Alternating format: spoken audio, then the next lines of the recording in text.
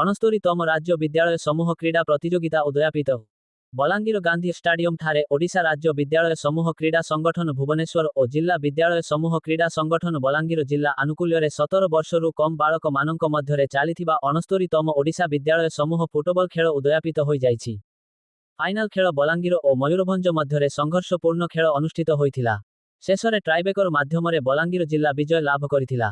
ଜିଲ୍ଲା ଶିକ୍ଷା ଅଧିକାରୀ ପ୍ରଦୀପ କୁମାର ନାଗଙ୍କ ଅଧ୍ୟକ୍ଷତାରେ ଅନୁଷ୍ଠିତ ଉଦଯାପନୀ ସଭାରେ ମୁଖ୍ୟ ଅତିଥି ଭାବରେ ଅତିରିକ୍ତ ଜିଲ୍ଲାପାଳ ପବିତ୍ର ମୋହନ ବେହେରା ଓ ସମ୍ମାନିତ ଅତିଥି ଭାବରେ ରାଜ୍ୟ ଅତିରିକ୍ତ ନିର୍ଦ୍ଦେଶକ କ୍ରୀଡ଼ା ବିଭାଗ ଜ୍ୟୋତି ରଞ୍ଜନ ପରିଡ଼ା, ଜିଲ୍ଲା କ୍ରୀଡ଼ା ସଂସଦ ସମ୍ପାଦକ ହରିନାରାୟଣ ପୂଜାରୀ, ଜିଲ୍ଲା କ୍ରୀଡ଼ା ସଂସଦ କାର୍ଯ୍ୟକାରୀ ସଭାପତି ଶ୍ରୀକର ମିଶ୍ର, ପୌର ପରିଷଦ କାର୍ଯ୍ୟନିର୍ବାହୀ ଅଧିକାରୀ ସନ୍ତୋଷ ବେହେରାଙ୍କ ସମେତ ବିଭାଗୀୟ ଅଧିକାରୀମାନେ ଯୋଗଦେଇ ବିଜୟୀ ଦଳକୁ ଟ୍ରଫି ପ୍ରଦାନ କରିଥିଲେ।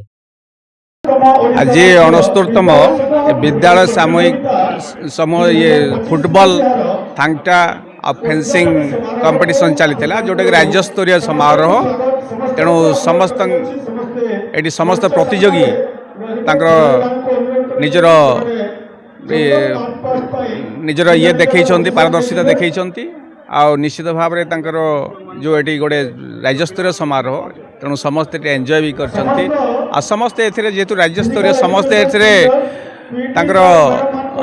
आम समस्त विजय बोल भाईबा तेणु निश्चित भाव शुभेच्छा जनइबा आ बहुत स्मूथली बहुत सुरुखुरु बलांगीर जिला यही राज्यस्तरीय समारोह को समापन करें। तेणु इसे समस्त को आम शुभेच्छा धन्यवाद जनइबा। Thank you. देखो आमर जो राज्यस्तरीय 69तम विद्यालय समूह जो क्रीड़ा प्रतियोगिता फुटबॉल फेंसिंग एवं फांटा जो प्रतियोगिता होता सेटा आज फुटबॉल उद्यापनी उत्सव हो माने शेष समाप्ति होती किसी समय पर उद्यापनी उत्सव हम एवं गतकाली आमर फेंसिंग आउ फांटा उद्यापनी उत्सव सरी जाता। तो ये पाखापाखि 30टा डिस्ट्रिक्ट 30टा टीम एवं भुवनेश्वर गोटे जोन ये 31टा टीम आसी पहुँची थे। फुटबॉल 31टा टीम थिले बाकी फांटा और फेंसिंग रे आमर जो मैंने अच्छा से मैंने आसिक पहुँची थे। तो आपण मैंने निश्चित भाव देखुवे आजिकार जो फुटबॉल फाइनाल मैच रे आमर बलांगीर विन कर चैंपियन होबार आख्या कर गतकाली फेंसिंग और फांटारे आमर बलांगीर माने चैंपियन होती।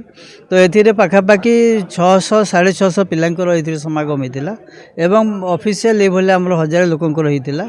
तो ये समस्त सहयोग थिला जिला प्रशासन पुलिस प्रशासन मेडिकल एवं आमर शिक्षा विभाग तथा प्रिंट मीडिया इलेक्ट्रोनिक्स मीडिया समस्त रिपोर्टर समस्त सहयोग थिला एवं पब्लिक मध्य सहयोग थिला। मुख्य सहयोग थिला यही गांधी स्टेडियम पर आमर जो एथलेटिक एसोसिएशन अच्छी तांकर मुख्य सहयोग थिला जोटा कि आम यही कार्यक्रम को सफल हिसाब से आम करूँ। तेणु ए जेहेतु समस्त सहयोग एवं आमर स्टेट जो विभाग शिक्षा विभाग जो सहयोग ये कार्यक्रमटी आज माने सुरुखुरु एवं संपूर्ण भाव सफल होकर समाप्त होती।